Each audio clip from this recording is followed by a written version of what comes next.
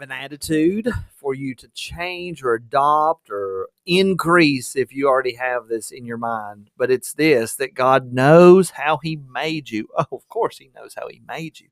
He put you together. He created you for a purpose. So He knows how He made you. He knows the skills that you have. He knows the strengths that you have, and He has a particular purpose for you. We know, as the old Westminster Confession will say, Confession of Faith, or the Catechism will say, it says, what is the chief end of man? What is the purpose for which we were made? And the answer to that, what is the chief end of man or of humans? The reason we were made, the chief end of man, is to glorify God and enjoy Him forever. So you and I were made to glorify God and enjoy Him forever, to think about how great He is and to enjoy Him. What a wonderful purpose. That's every person's purpose. But then there are particular purposes that you get to play, and that is using the particular skill set, the strength that you have. So isn't that a great thought to have? God has a purpose for you. You don't purposeless. If you're here and you are going about life, God has a purpose for you. Absolutely, positively. At the very least, you can pray.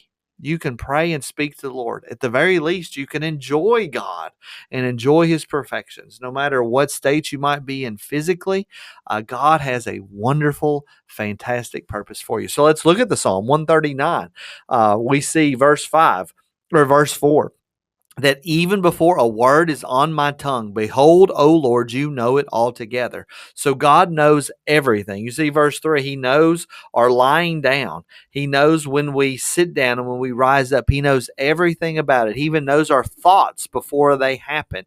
And even before we speak, He knows it altogether. That's the depth of God's knowledge of us. And that's because He created us. And we'll look what the psalmist says. Such knowledge is too wonderful for me. Oh, I cannot understand a God that knows me this much. That's a good thing that God knows us so well, because also, if we're going to figure out and seek guidance for our particular lives, who are we going to get it from? We're going to get it from the Lord, and get it from Him is what we're going to do. You're going to go down to verse 13 here. We see that God Himself formed our inward parts. You knitted me together in my mother's womb. That's beautiful language, that we were knitted together with great care. There's great artistry that went into God's creation of you. He gave you your skills. He gave you your strengths to be used in a particular way for His glory, for your enjoyment, and the blessing of other people. Wonderful thing.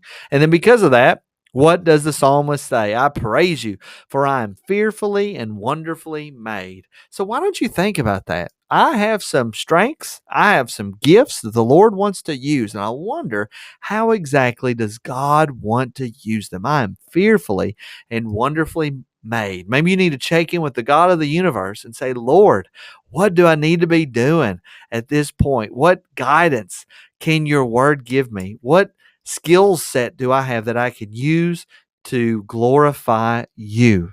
Wow, we are fearfully and indeed wonderfully made. I pray that has been a blessing to you. I'll see you in the next video.